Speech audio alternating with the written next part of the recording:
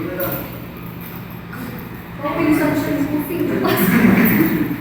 afternoon, everyone.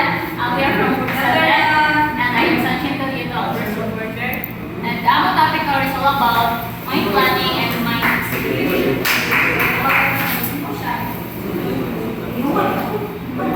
So, what's our mind planning? Ang mind planning is a critical process in the mining industry that involves strategic decision making to optimize the extraction of mineral resources, and it encompasses various stages from exploration through production to closure, ensuring that operations are conducted safely, sustainably, and profitably. So, before it mag-start isa ka mine operation, it is very crucial yun na natin plano nga ibuhat before, during, and after. And these are the three stages in mine planning. First, we have exploration and evaluation. Kani siyang stage is initial stage ni siya where it involves in identifying potential mineral deposits through geological surveys and evaluating their size, the quality, and the location. So, more siya sa mine life sa mine life cycle. Then, after ito makuha ang results sa evaluation, is mag-proceed sa mine design. This sa mine design is kani siya stage is mag-determine na if unsa nga method ang angay gamiton. Either kung ano siya open-pit ba or underground mining method. And it is also includes planning for asa dapat ang waste disposal i-place ba or asa dapat siya iiwan ba, asa dapat naka-place basta, and infrastructure development. Then third is the production planning. Kanina stage is ang company is mag-set sa long-term production na targets based sa ilang available resources. So, diri po is apila po diri ang ilang equipment na ilang i-allocate bitaw mga nang tinahara nila ng equipment, apila po ng personnel, and para po sa kuwan, and isa po sa for efficient extraction and processing. The fourth one is economic planning. Diri i-assess nila by i-calculate nila ang cost against projected market prices, i-ensure nila if maka-profit na sila ana. Fifth is safety and environmental planning. So during stage is mag-develop sila ng mga safety protocols para protect ang mga workers and mag-implement po sila of environmental management systems for sustainable operation. And under this, ang environmental impact assessment, so ganyan na-discuss din nila further ang ganing EIA. Ang kanang EIA, essential siya sa mine planning. Manuman, kaya they evaluate potential effects on local ecosystems and communities, and implementing best practices for sustainability reduce the negative impacts, and makatabang siya maintain a social license for operate ang sa kabilahan. And sixth one is strategic versus tactical planning. So, kasi nagkalain na nagkaduha. Ang strategic, it focuses on long-term objectives aligned with company goals. So, basically, mali yung pagkuha natin. Ang tactical planning, opposite siya sa which is short-term, ang iyang short-term planning siya. And nagkabaran na siya every mag-base siya sa operational feedback ito. And after that, we'll talk about the hierarchy of mine planning. So we have here the first one is the strategic options analysis or SOA or the long-term plan. Kani siya diri evaluate strategic decisions that can be made for the mine and ma-review siya annually and ma-update po siya 3 to 5 years. Next is the life of mine plan or LOMP or the long term. So, mahumani siya after sa sunod siya sa kanang SOA. And after that is ang 5-year plan or itawag siya as medium-term plan. Kani i-develop siya and i-approve annually. And mag-provide siya sufficient time para ma-identify and implement ang mga strategies for, first of all, operational problems. And lastly, sa hierarchy of mine planning, kaya the 2-year plan or the short-term plan. So, di ba kay sa 5-year plan, kaya mag-update siya annually. There is a short-term plan, mag-update siya quarterly dito regarding the report, quarterly report, and monthly reports daw niya is drafted. Then, kaning 2-year plan is the form siya kung going for sa short-term planning. And that's all it's not for.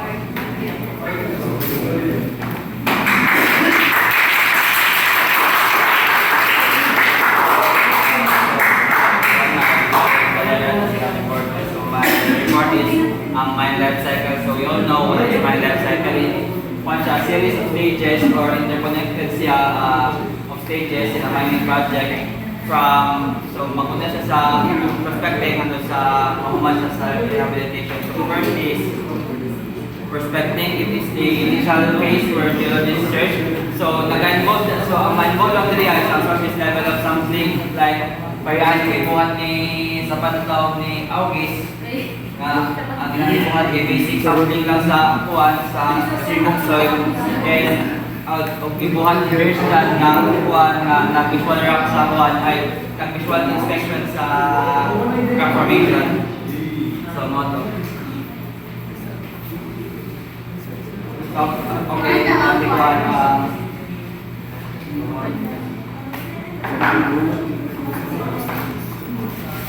the second stage is exploration, where if makita ng potential sa first phase, which is ang prospecting, here in exploration, magamit na tao one advanced method of sampling, like drilling para ma-identify o may bagay na ito ang iyang quantity sa mineral deposits para ma-determine ang iyang economic value. Pagkatalo is development, where transition niya from exploration to actual mining. Mahitabo ang feasibility studies, ang mga permitting, ang mga infrastructure na dapat mabuhat para preparation sa full-scale mining.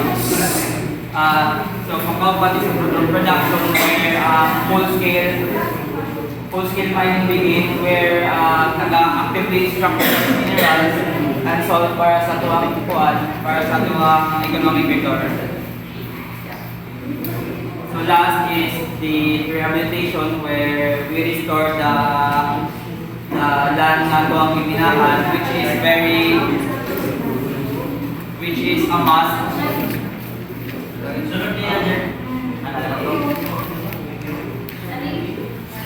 Ano siyang i-restore ang land para mahimo siyang suitable balik sa agriculture and one po sa reclamation. So next is ang PMRC, or Philippine Mineral Reporting Code. So nganong nabuo ang PMRC? Ang PMRC is a guidelines siya para ma-standardize ang public reporting sa exploration results, especially sa mineral resources or reserves sa Pilipinas. First is compliance and competence. So, ang report ani dapat ma-prepare siya by a CP or competent person who's a professional with sufficient qualification and experiences. So, kinsa diya si competent person. Ang competent person diya is someone who is registered and accredited by the organizations like kanang Geologic Society or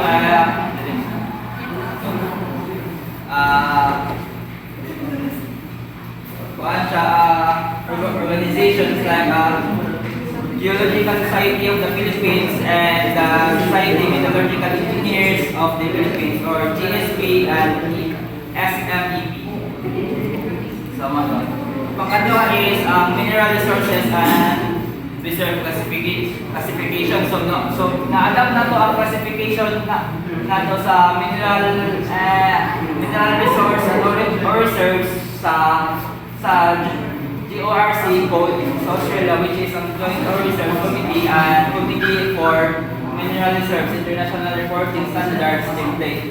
So how do we classify mineral resource or reserves? So if a mineral resource, dapat siya high confidence, moderate confidence, or low confidence, which is inferred indicates of measured. So if Muna siya pag-classify sa mineral resource. So how do we classify po sa ore reserve? So ang ore reserve, we classify is if what siya, if high confidence or proven probable and sa moderate confidence if proven siya. So pagkatulo is transparency, materiality, and confidence principles. So ang report must be contained, dapat ma-contain niya ang kuwan ang sufficient detail to allow stakeholders na maka-create siya o informed decisions. This is to disclose all relevant risks and uncertainties and modifying factors. Para ma-disclose ang tanan mga modifying factors. So lastly is regulatory and stock exchange sa compliance. So dapat ang PMRC is aligned siya sa SEC or Securities and Exchange Commission of the Philippines is and also is required for all listed mining companies para ikuan siya public safety. So why is PMRC important? So important siya para i-ensure ang accurate o reliable na report for all the mining companies na may tabot diri sa Pilipinas. Everyone, so after discussing about mine planning, karon kaya ako na discuss is about mine feasibility. So along mine planning kay dapat tayo i-comply which is called mine feasibility. So what is mine feasibility? It refers to the process of evaluating whether a mining project is technically, economically, and environmentally viable before it moves into the development and operational phases. So basically, ang atong mine feasibility paper ang mag-ingon sa ato kung angay ba natin ipadayon or delay ang pagmina ng lugar, considering tanan factors na mag-affect sa atong operations. So, para makuha nato ang mine feasibility sa isa ka project, natay ginatawag na feasibility study. So, ang feasibility study, mao ni ang paper na atong i-craft, and i-comply para ma-determine nato or ma-assess nato ang kahintang or ang situation na project.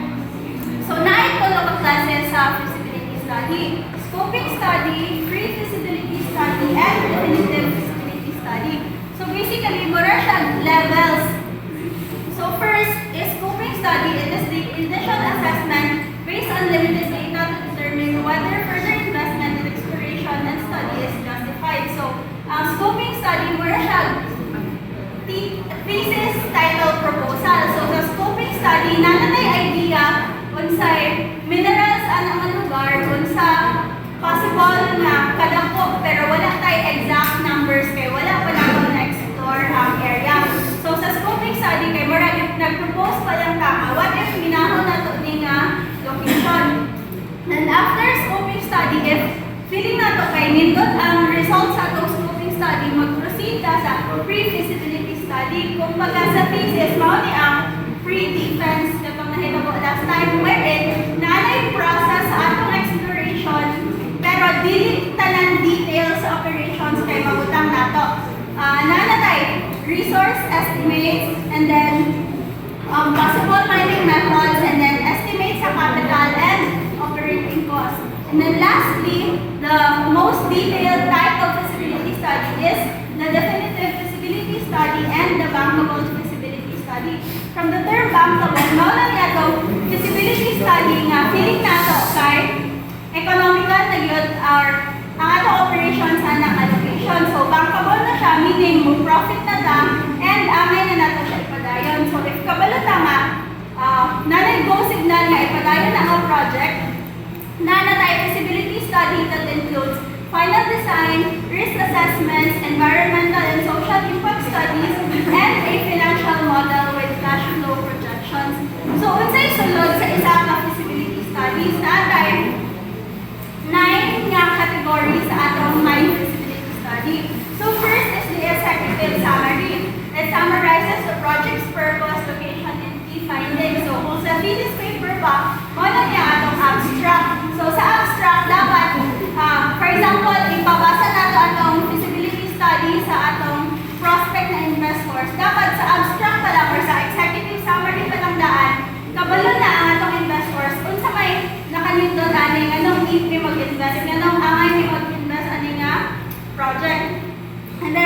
overview, highlights.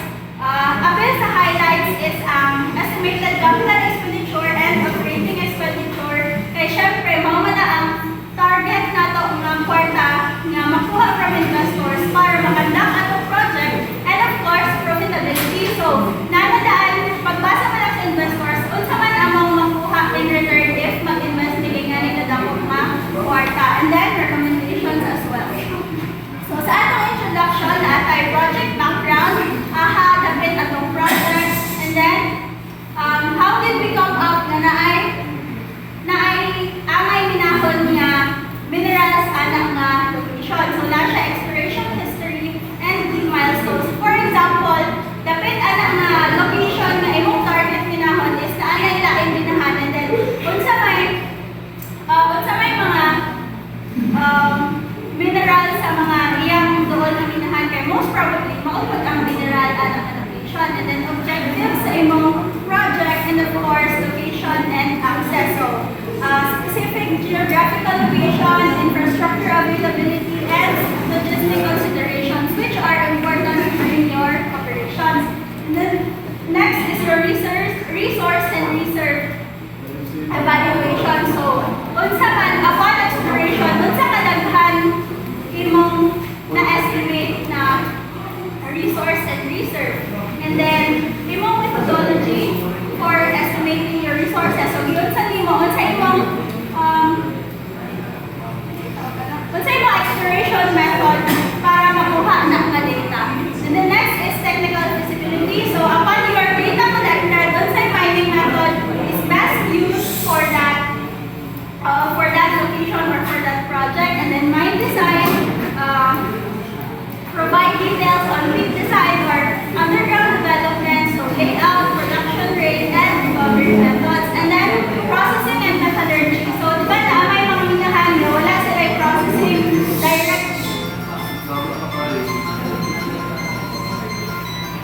direct barging lang siya. So ang ilang ma-extract ng ore is maarapad ilang i-ship. So wala sila processing department sa ilang minahan.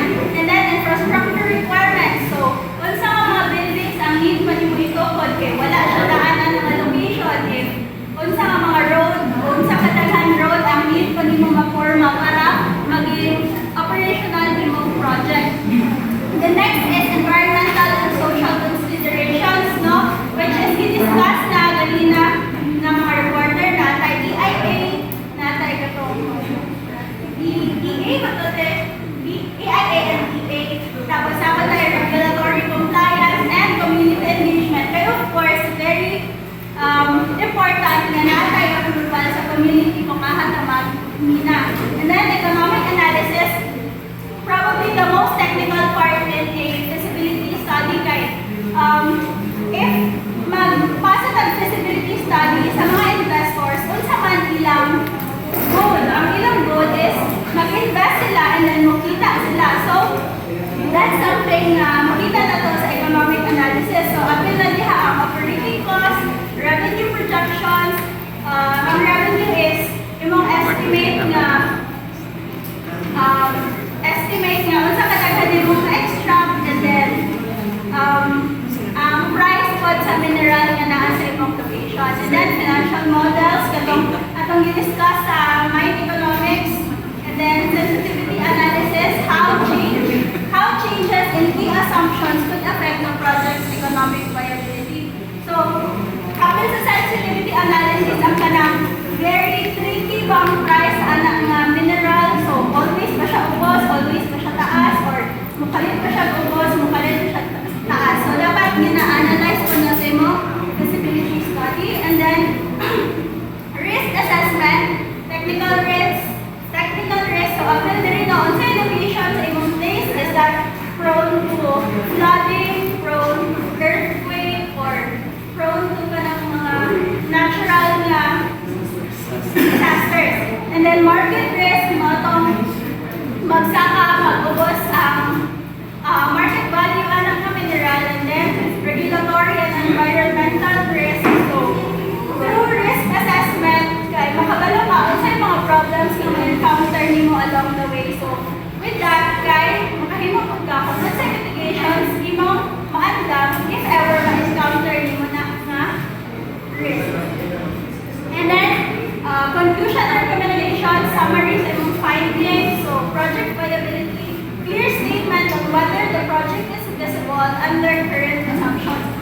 dili tungod nag-feasibility study ka kay positive na dayon ka at the end, no? Like possibility nga, ang iyong feasibility study, basahon pa man po siya sa laking tao. So, na probability nga, pagbasa nila sa mga feasibility study kay, dili dahil nilipindot nga project or tricky kaya nga project or wala sila ganahin sa imong proposal or sa imong mitigations na nasa imong feasibility study. And the next steps, that is, if ma-approve ninyo project, if mapadayon ninyo project, kung saan na nga isunod buhaton ninyo for your project. And then, appendices, of course, supporting data, katong mga technical data like estimates, Matagay mo namin ang pagtulong na lang.